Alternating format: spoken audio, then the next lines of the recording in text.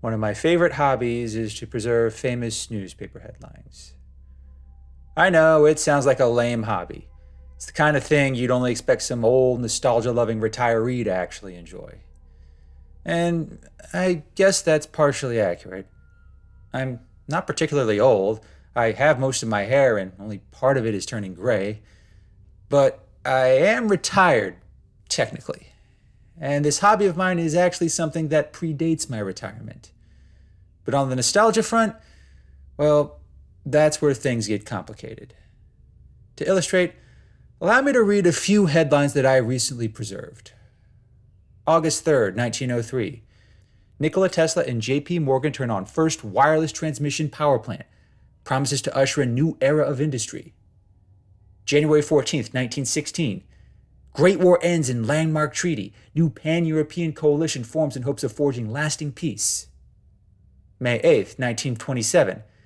Presidential hopeful Mark Prescott leads polls. Lays out bold plans for major reforms. October 30th, 1929. Stock market rises sharply after weeks of decline. New surge in manufacturing expected.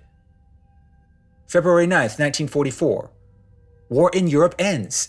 Rapid collapse of Axis fronts after large-scale mutiny. New treaty promises renewed stability. And here's one that's still my favorite, albeit in a twisted sort of way. June 22nd, 1963.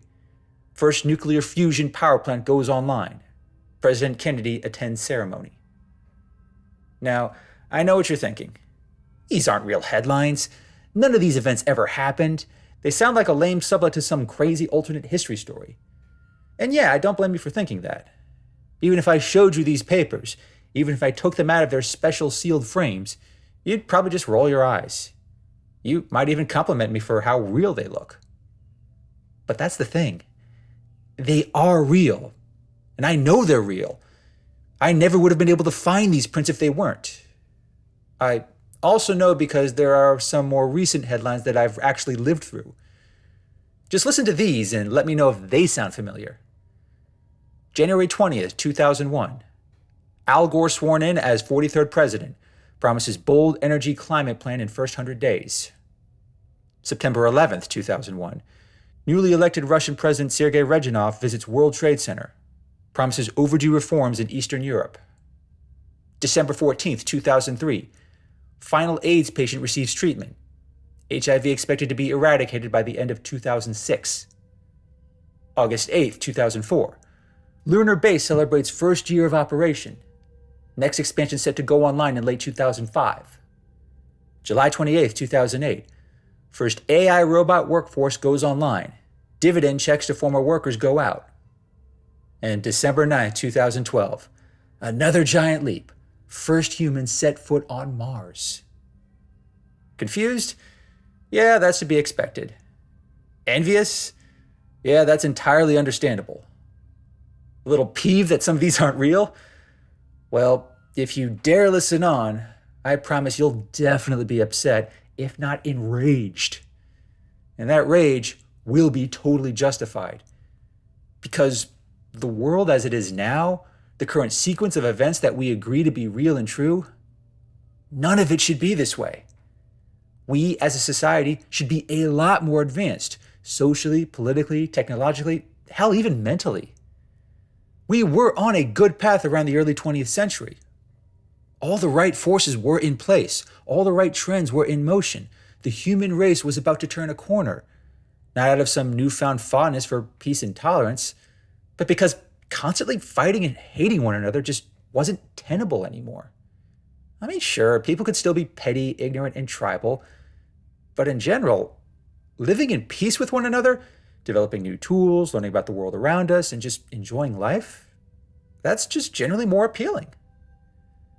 I know it sounds so logical yet so outrageous, and just spend a few minutes online or talk to any random person about politics, and you would rightly assume that most people are assholes by nature. That cynicism is such a common sentiment that most don't question it. They just assume that it's a feature, not a bug for humanity. Well, I'm here to tell you that it's not, and it never has been.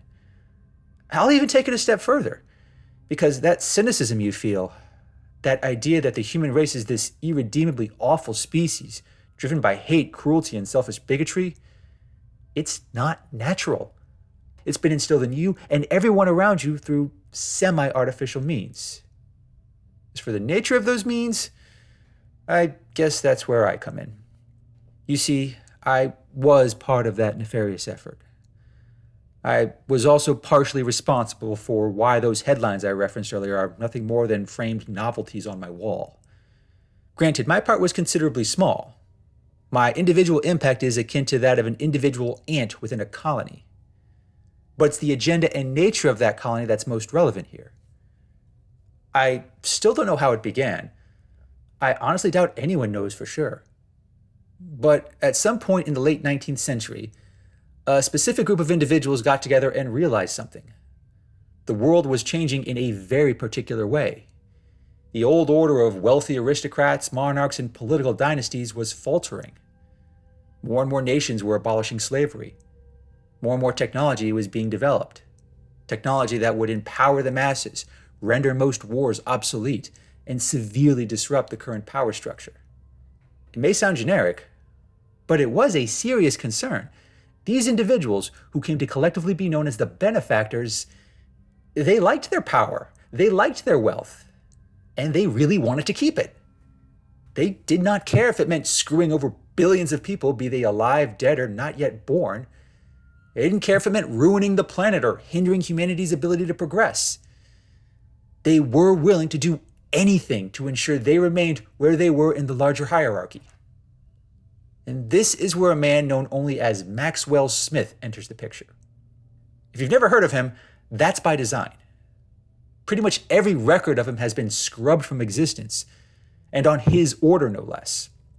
But based on what little we do know, we can only surmise that he was basically an earlier incarnation of Nikola Tesla.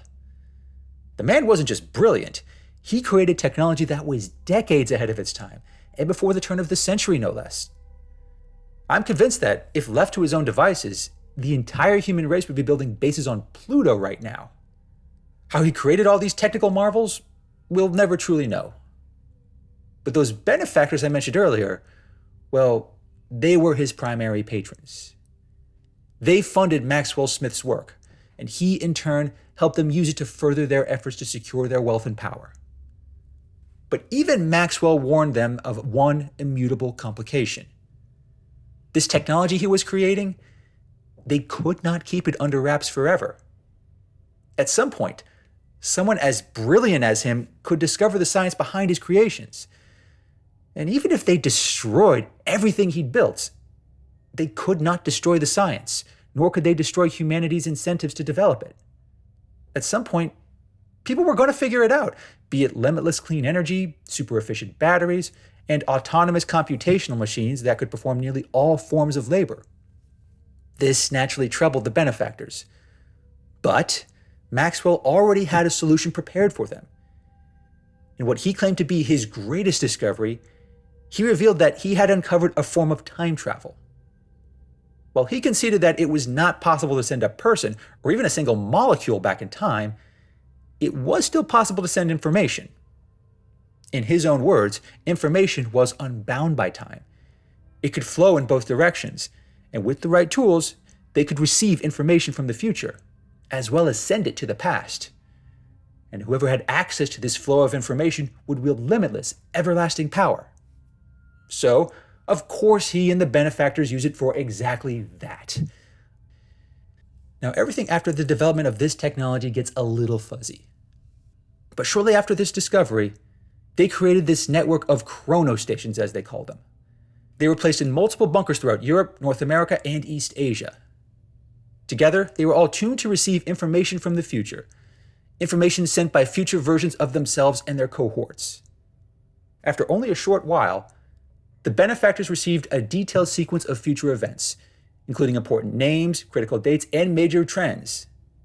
Eventually, they concluded that, if they just sat back and did nothing, the world would achieve a peaceful utopian society in approximately 53 years. And even before that point, nearly all their wealth and power would be rendered obsolete. And they could not have that, so the benefactors decided to do something about it. They formed what came to be known as timeline assassins. And their purpose was simple: take the future knowledge they possessed and use it to influence the course of history. Sometimes that included things like discrediting science and researchers, stoking public fears with false stories and news reports to evoke certain sentiments, and even outright killing people who were destined to make a major impact. Ever hear the names Ulysses Markin, Ahmed Al-Awin, Mariana Lopez, or David Roosevelt V? Yeah, there's a reason for that. Some were destined to become great scientists, activists, and leaders. Some were meant to contribute to important social movements, be they cultural, political, or even spiritual. But instead, they got a visit from a timeline assassin. And how that visit went? Well, it often varied. It was rarely a matter of just killing a future leader, inventor, or visionary. That was always a last resort. Not because they couldn't do it, but because there were usually easier, less obvious ways. Now, if you know anything about history, you probably know it doesn't really take much to completely change how it plays out. It's usually small, little decisions here and there that make a much bigger difference down the line, whether it's over the course of a battle in a war or in the life of a major historical figure. Every timeline assassin knows this. Their specialty isn't in destroying entire timelines, it's just giving a small nudge here and there. And when you have the benefit of hindsight, you can afford to be very subtle. Say, for instance, you know a brilliant young man is destined to crack nuclear fusion. You don't have to kill him or threaten him. Maybe just slash the tires on his car so he fails to arrive on time to an important job interview. Or maybe you accidentally destroy the one book that inspired him to become an inventor. Or, in more serious cases, you slip him some drugs that causes him to have a religious experience, so instead of dedicating his life to science, he becomes a priest and fades into obscurity. But sometimes, it's just not enough to impact a single individual. In other instances, timeline assassins have to be a little bolder.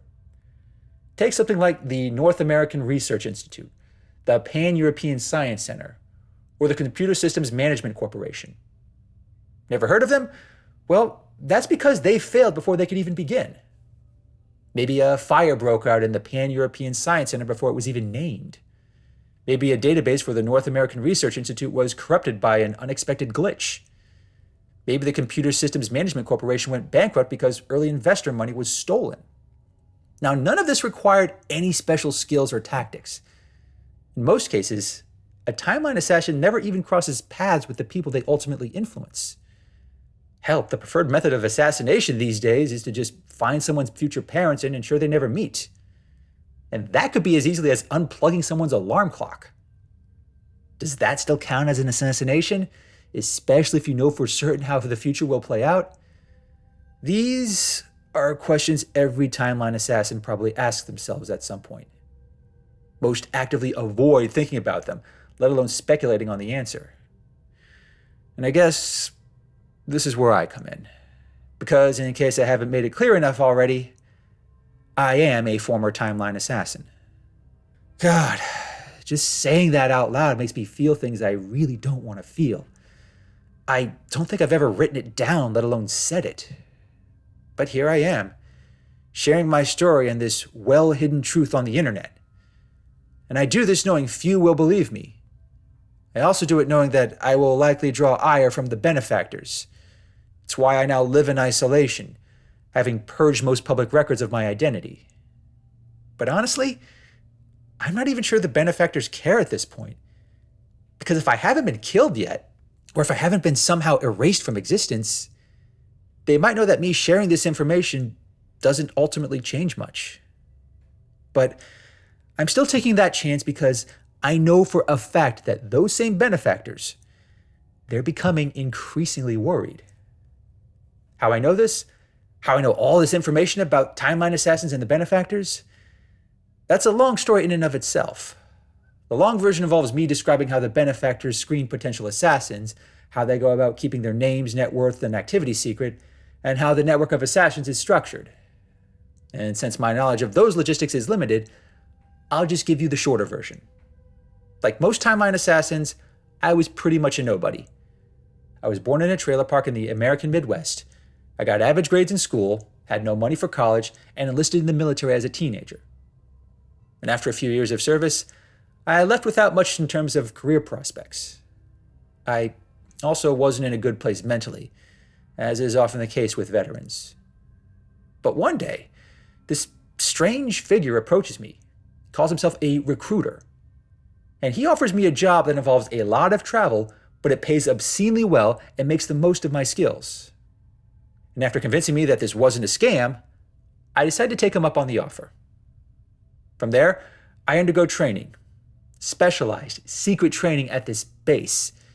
And that base is hidden, so hidden that they blindfold everyone before getting on the bus and even keep it on a half hour after we arrive. It's there where we learn just how rich and well-connected the benefactors are. It's also here where we learn a bit about what we'll be doing and why we'll be doing it. Some do leave at this point, but not before having a, quote, mental breakdown that ensures no one will ever believe them. How that breakdown happens, I honestly couldn't tell you. At the time, I was only focused on the money. And in hindsight, which I can't say without getting violently ill anymore, I probably should have looked into it more. I couldn't tell you how many dropped out, but I did make it through the training. I won't describe what it entailed. Just know that it's unlike anything you can possibly imagine, even if you've spent time in special forces. But after making it through, it became official. I was a timeline assassin.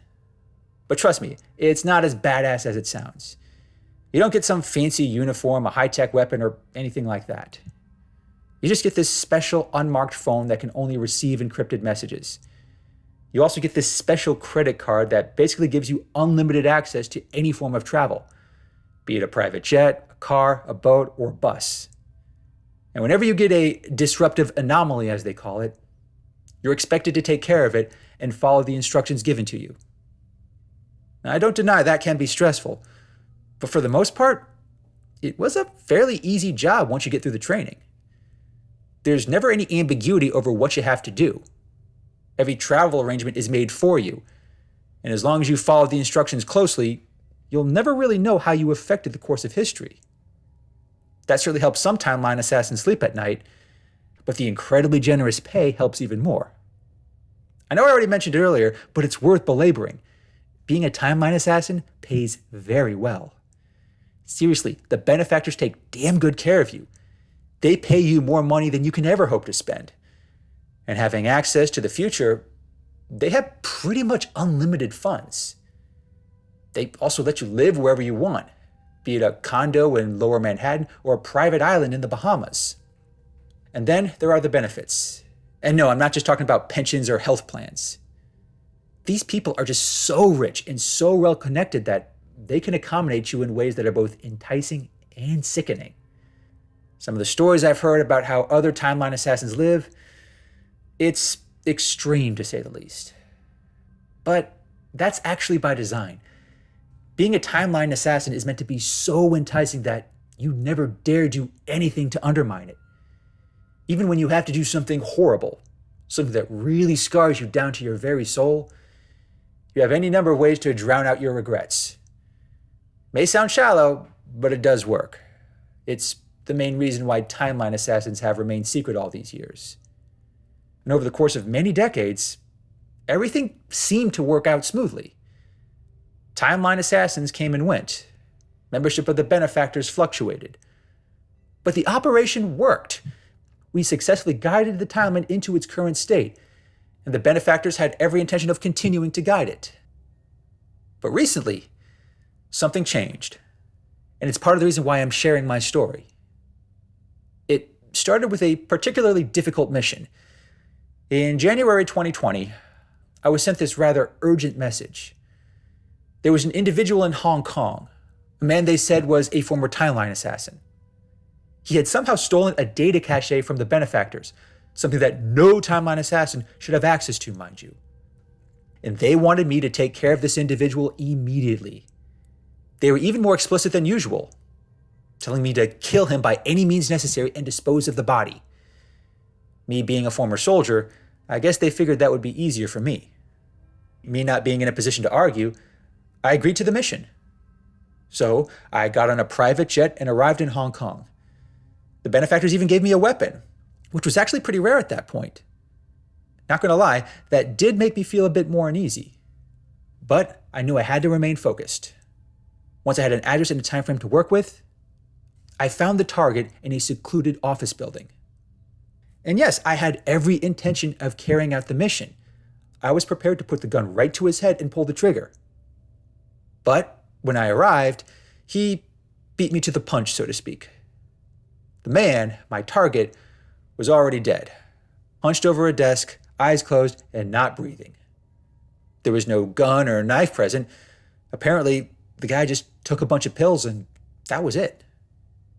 Now, at first, I was relieved. I wasn't looking forward to shooting someone in the head and dealing with the mess. But it's what that man left behind that really struck me. On the desk in front of him was his special phone. It looked just like mine. It also had an envelope attached with a handwritten note in it. And on the front of the envelope was my full legal name. Now that is information that no other timeline assassin is supposed to have. Even so, standard protocol demanded that I take no personal effects during a mission. I am supposed to follow the instructions to the letter. That meant by rule, I should have burned that letter along with the body.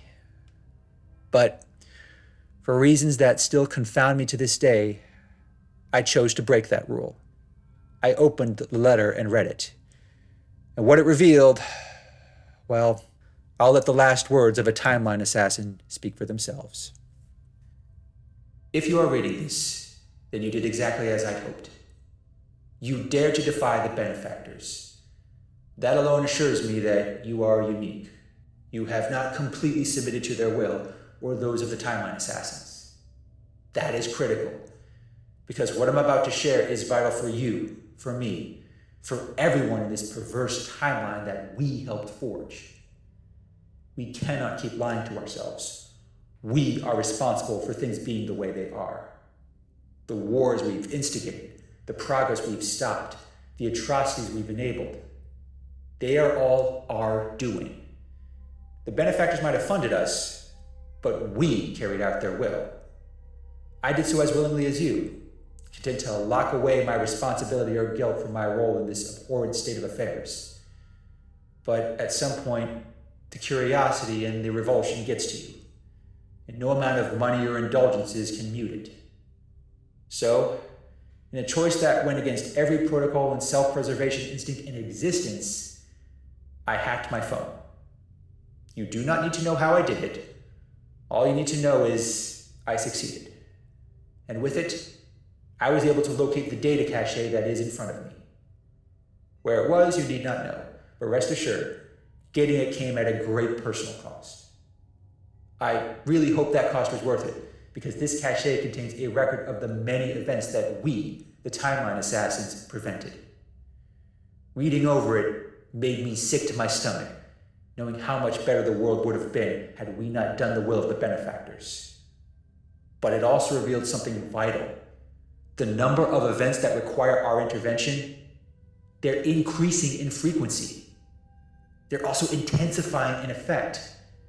I've gone over the data. I've done the math. Even with the resources of the benefactors, guiding this timeline in the ways they seek is unsustainable. I liken it to the speed of light. The closer you get to it, the more energy you need to keep accelerating. And we're fast approaching that limit. The benefactors know this. History, present and future, is about to become extremely unstable. The benefactors will no doubt keep trying to stabilize it, and the timeline assassins are going to keep enforcing their will. But at some point, it just has to stop. I genuinely worry what will happen if we continue obliging the benefactors. So, to that end, I've created a copy of this data cache, one that is completely untraceable. I suspect that whoever finds me will be tasked with disposing of my body and returning the cache. I intend to make that part of the mission much easier. But with this second cache, I urge you, take it, use it. The world must know what it could have been, what it should have been. We, the timeline assassins, stole their future on behalf of the benefactors.